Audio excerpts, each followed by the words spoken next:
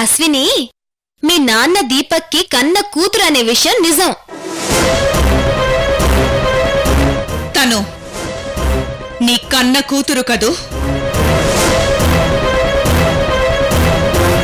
తను నీకేది కాదని చెప్పమ్మా.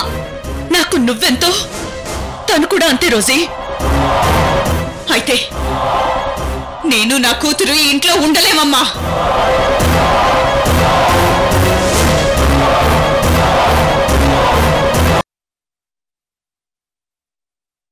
చివరికి మీ మొబైల్ ట్రాకింగ్ చేయించి మీరు ఈ ఏరియాలో ఉన్నారని తెలుసుకుని ఇక్కడుంది భార్గవి ఫ్రెండ్ అని గుర్తొచ్చి ఇక్కడికొచ్చాను. బైలక్ మీరిక్కడే ఉన్నారు. అయినా ఏంటి భార్గవి ఇది? అన్నీ తెలిసినా నువ్విలా చేయడం బావుందా? ఇంకెలా చెయ్యాలంటీ? ఎలా చేస్తే కరెక్టో మీరే చెప్పండి. మీ అబ్బాయి చేసింది కరెక్టా? పెళ్ళైన దగ్గర్నుంచి ఆ విషయాన్ని దాచిపెట్టి పెళ్ళిడికొచ్చిన కూతురి ముందు తను ఇంకో కూతుర్ని తీసుకొచ్చి ఇంట్లో పెడితే ఏం చెయ్యాలి?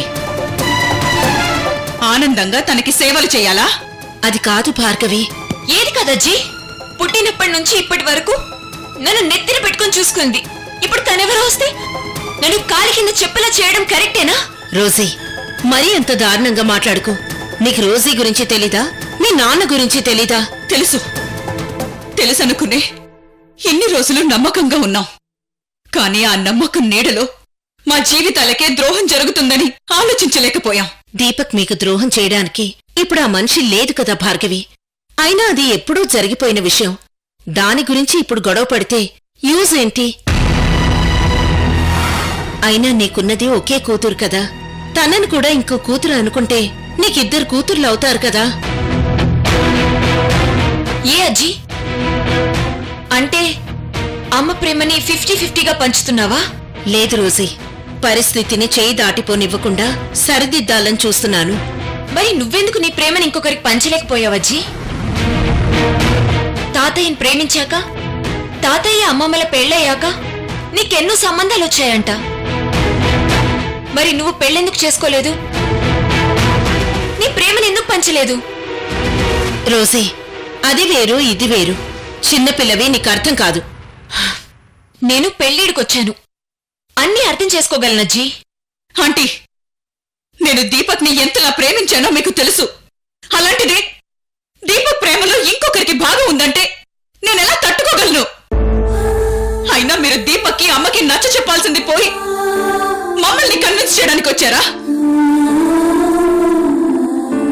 లేకపోతే ఏదోలా కన్విన్స్ చేసి వెనక్కి తీసుకురమ్మని చెప్పి వాళ్లే మిమ్మల్ని పంపించారా? లేదు భార్గవి, నాకెవరూ ఏమీ చెప్పలేదు. నేనే మీకు నచ్చజెప్పి తీసుకెళ్దామని వచ్చాను. అయినా తప్పు చేసింది వాళ్ళు. మీరేం చెప్పాలనుకుంటున్నారో వెళ్ళి వాళ్ళకే చెప్పండి. వాళ్ళకి తనేం చెప్తుందమ్మా? తనకు కూడా ఈ తప్పులో పార్ట్నర్షిప్ ఉంది కదా. Please Rosie. ఏ అజ్జీ, బాధగా ఉందా? నాన్న రెండో ప్రేమ గురించి మీకప్పుడు తెలీదా? తెలిసి దాచిపెడితే అది తప్పు కాదా? ఏ అప్పుడు ఈ విషయం అమ్మకు చెప్పుంటే అమ్మ నాన్నని చేసుకునుండేదా? కానీ మీకు చెప్పలేదు. ఎందుకంటే స్వార్థం. అమ్మలాంటి కోడల్ని మిస్ కాకూడదని స్వార్థం. అందుకే ఆ రోజు అన్ని తెలిసి నోరు మెదపలేదు. ఇప్పుడు మాత్రం నాకు నచ్చ చెప్పడానికి వచ్చారు. వద్దాంటీ, మేము ఆ ఇంటికి రాము. మీరు వెళ్ళిపోండి. ఆ ఇంటికి కాకపోతే నా ఇంటికి రండి. ఎలా వస్తామంటీ? మీ ఇంటికైనా మేము వస్తామని ఎలా అనుకుంటున్నారు? ఇప్పుడు మా దృష్టిలో మీరంతా ఒక్కటే ఆంటీ. అప్పుడంటే ఆ పరిస్థితిలో ఏం చేయాలో నీకెలా చెప్పాలో తెలియక తప్పు చేసి ఉండొచ్చు. కానీ ఇప్పుడు నేనేం తప్పు చేశాను? నా ఇంటికి ఎందుకు రారు? నువ్వు ఆ నందినితో చేతులు కలిపి అమ్మమ్మకి అన్యాయం చేయట్లేదా? మరి మీరు కూడా ఇప్పుడు రోజీని ఎదిరించి ఇంట్లోంచి బయటికి వచ్చేయలేదా? మేమమ్మ మీద కోపంతో అమ్మకి దూరంగా ఉంటున్నాం. మీరు అమ్మని నాశనం చెయ్యాలనుకున్న వాళ్లతో కలిసి ఉంటున్నారు. మీకు మాకు చాలా తేడా ఉందంటీ. మేము రాము. మీరిక వెళ్ళొచ్చు. నా కోపం రోజే మీదే, నీ మీద కాదు. నందిని మీకే హాని చేయదు, చేయకుండా ఉండేలా నేను చూస్తాను. శత్రువని తెలిసి కలిసుండగలిగే నిబ్బరం మీకుందేమో కాని మాకంత ధైర్యం లేదు. మీరు వెళ్ళండి.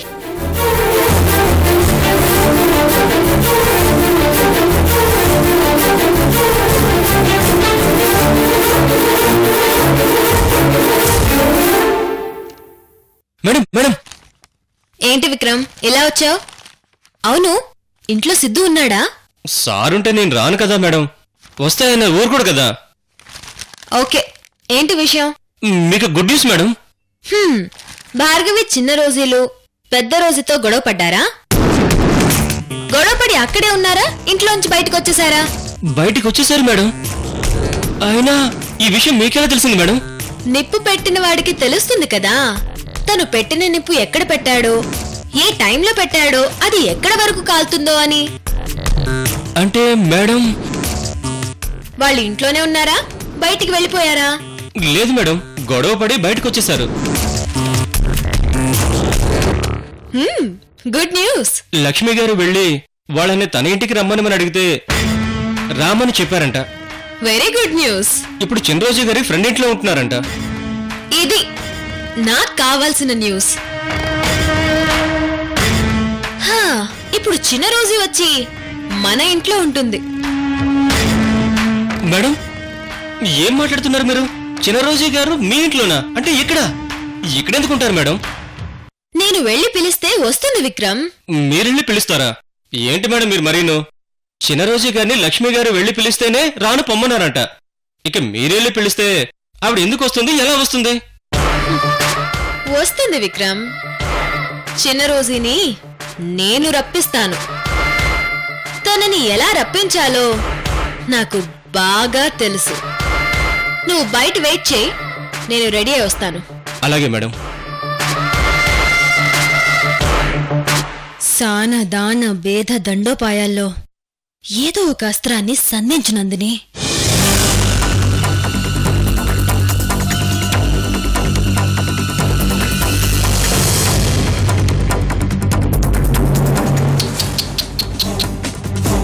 ఎంత కష్టం వచ్చింది.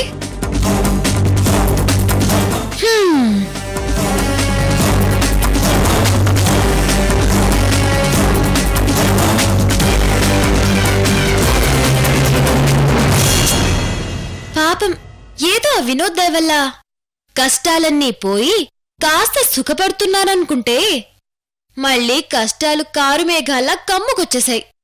ఇంటి చుట్టూ తిరిగేది కుక్కైతే కాపలా కాస్తుంది, కష్టాల్ని పోగొడుతుంది. అదే గుంటనక్కైతే అవకాశం కోసం కాసు కూర్చుంటుంది, కష్టాల్ని తీసుకొస్తుంది. కరెక్ట్ గా చెప్పావమ్మా. మనం ఎక్కడికి వెళ్ళినా అది మనల్ని వదిలిపెట్టట్లేదు. మీరు నన్ను తప్పుగా అనుకుంటున్నారు. నేనిక్కడికొచ్చింది మీ కష్టాల్ని పోగొట్టాలని. ఏ నమ్మాలనిపించట్లేదా? నిజం రోజీ, నేనొచ్చింది మిమ్మల్ని ఇక్కడి నుంచి తీసుకెళ్దామని. ఎక్కడికి? నా ఇంటికి. నీకే ఇల్లు లేదు, ఇంకా మమ్మల్ని ఎక్కడికి తీసుకెళ్తావు? అమెరికన్ ప్రెసిడెంట్ ఏ ఫ్లైట్ ఎక్కితే దాన్ని ఎయిర్ ఫోర్స్ 1 అంటారు. అలాగే ఈ నందిని ఏ ఇంట్లో ఉంటే అది నందిని ఇల్లైపోతుంది. అయినా మేము నీతో వస్తామని ఎలా అనుకున్నావు? మేమిక్కడికి రావడానికి కారణమే నువ్వు. ఇక్కడి నుంచి ఇంకెక్కడికి తీసుకెళ్తావు? నాతో ఉంటే ఇక్కడికంటే చాలా బెటర్గా ఉంటారు. బెటర్గా ఉండటమా? నీతో మేముంటే నువ్వు బావుంటావు, మేము బావున్నట్టు కనిపిస్తాం, అంతే. రోజీ, నువ్వైనా చెప్పు.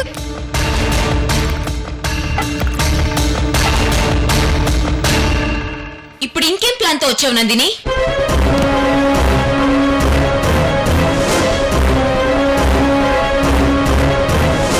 మమ్మల్ని కూడా నీ ప్లాన్లో పావుగా మార్చి ఇంకే ఎవరి జీవితాలతో ఆడుకోవాలనుకుంటున్నావు? నువ్వు అమ్మని అడగడం వేస్ట్. తనకి నీ నీడంటేనే పడదు. వెళ్ళిపోనందిని. ఆవిడ రాకపోయినా నువ్వు ఖచ్చితంగా నాతో వస్తావు రోజీ. అమ్మే రాకపోతే నేనెలా వస్తాననుకుంటున్నావు? వస్తావు రోజీ, రావాలి. నేనొచ్చిందే నిన్ను తీసుకెళ్దామని. నేను అజ్జిని కాదు నందిని, రోజీని. నీ మాయ మాటలు నాకు చెప్పకు. నిన్ను తీసుకెళ్లాలంటే నేను మాయమాటలు చెప్పక్కర్లేదు రోజీ. నీ మాటలు నీకు గుర్తు చేస్తే చాలు. నా మాటలా? ఏంటవి? నాకు సిద్ధుకి పెళ్లి కుదిరింది రోజీ. ఆ పెళ్లికి నువ్వు రావాలి, అన్నీ దగ్గరుండి చూసుకోవాలి. ఏయ్, ఏంటి? ఏం మాట్లాడుతున్నావు? నీకు పెళ్ళైతే నేనొచ్చేం చేయాలి?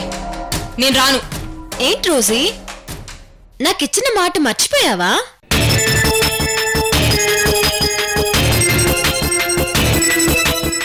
ఏం మాట? నా పెళ్లికి వస్తానన్న మాట. నా పెళ్లి నువ్వే దగ్గరుండి నీ చేతుల మీదుగా జరిపిస్తానని నువ్వు నాకిచ్చిన మాట గుర్తుకు రావడం లేదా?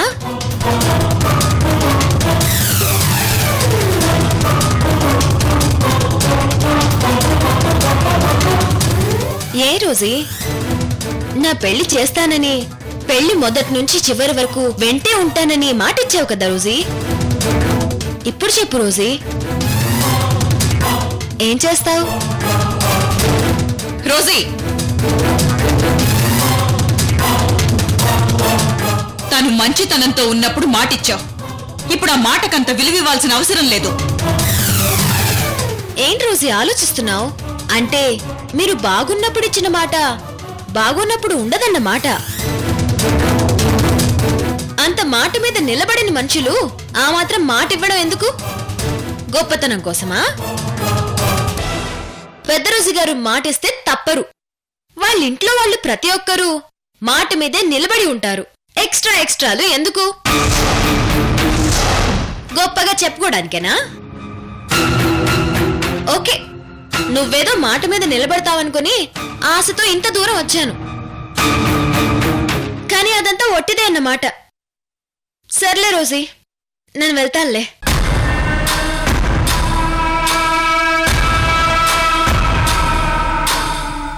నేనొస్తాను నందిని.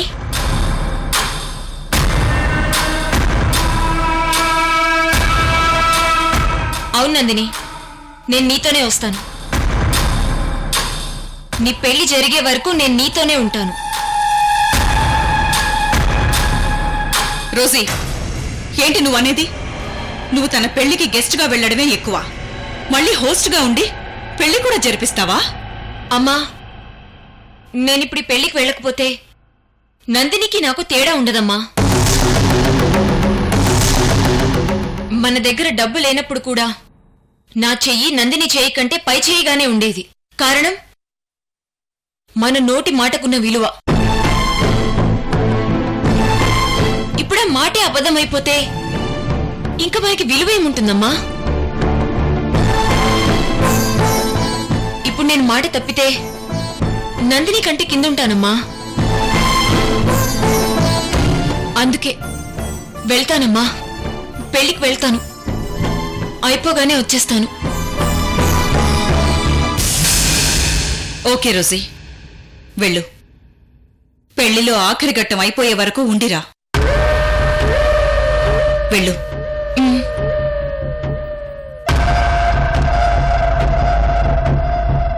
పద వెళ్దాం.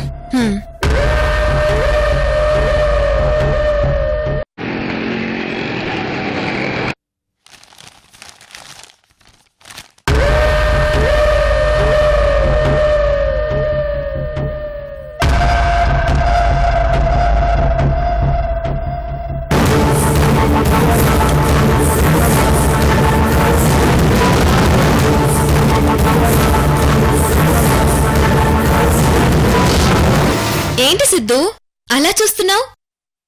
తను రోజీ, మన ఫ్రెండ్. ఎప్పుడు చూడనట్టు అలా చూస్తున్నావేంటి? ఎప్పుడు విజయవాడ నుంచి వైజాగ్ వెళ్లే రత్నాచల్ ఇంటర్సిటీలా ఇటువైపు వచ్చేస్తుంటే నాకర్థం కావట్లేదు. కొన్ని స్పెషల్ అకేషన్స్ కి అన్ని ట్రైన్లు స్పెషల్ ట్రైన్లుగా ఒకవైపే వెళ్తాయి కదా, ఇది కూడా అంతే. అంటే రోజీ, ఎస్, రూట్ మార్చిన రత్నాచల్ మన ఇంటికి వచ్చిన గెస్ట్ ఆంటీ హోస్ట్. హోస్టా? అవును సిద్ధు, మన పెళ్లికొచ్చింది.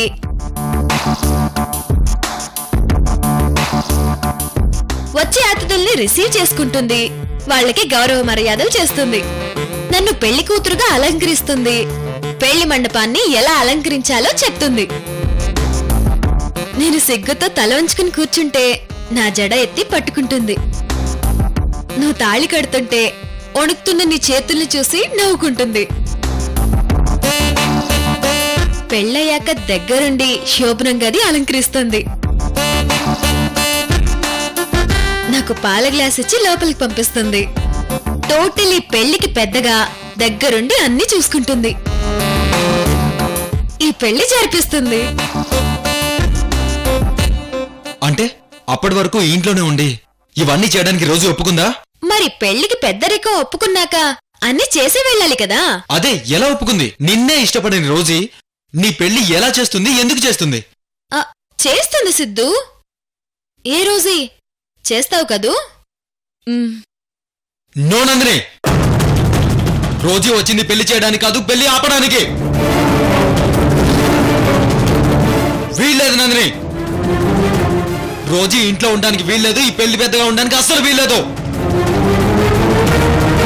పంపించేయి నందిని, పంపించేయి.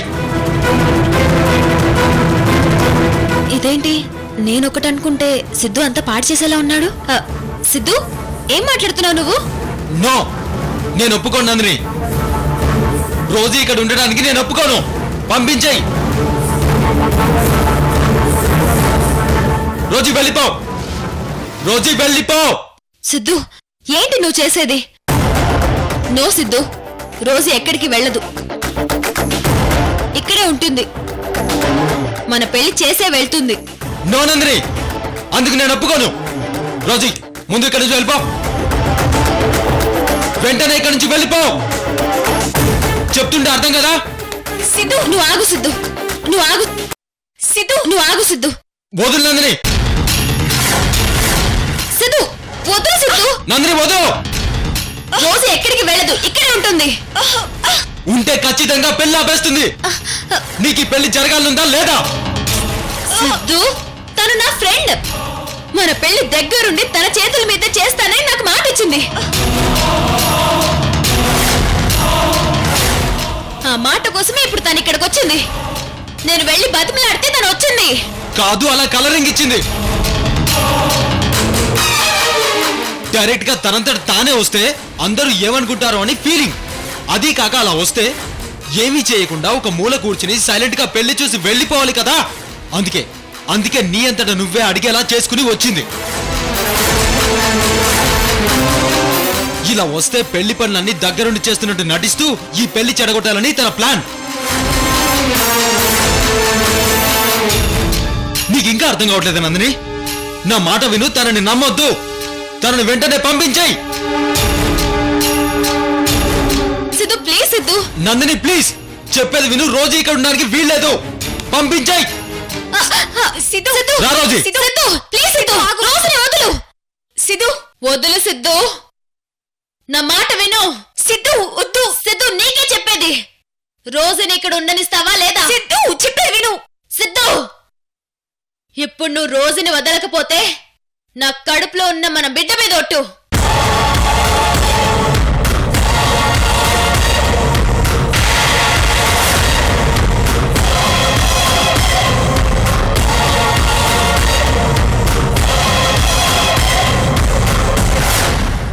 నీ కడుపులో బిడ్డున్నాడా? అందుకే ఈ పెళ్లి ఇంత త్వరగా జరుగుతుంది.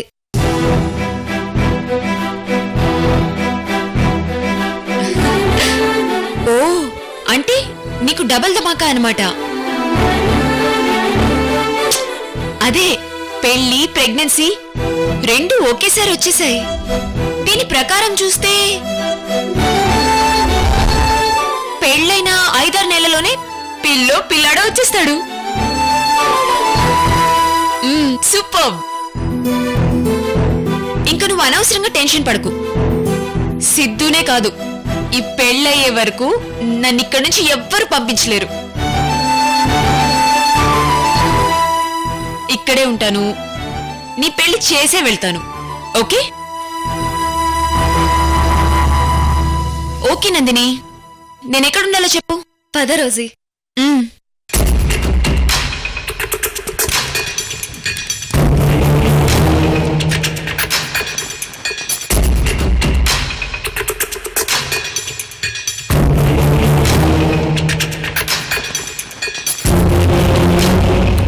నువ్వు అనుకున్నది సాధించటం కోసం ఎంత కిందకైనా జారిపోతావు. ఆడదానికి అన్నిటికన్నా అతి ముఖ్యమైన ఆస్తులు వదులుకోవడానికి కూడా తెగించేస్తావు.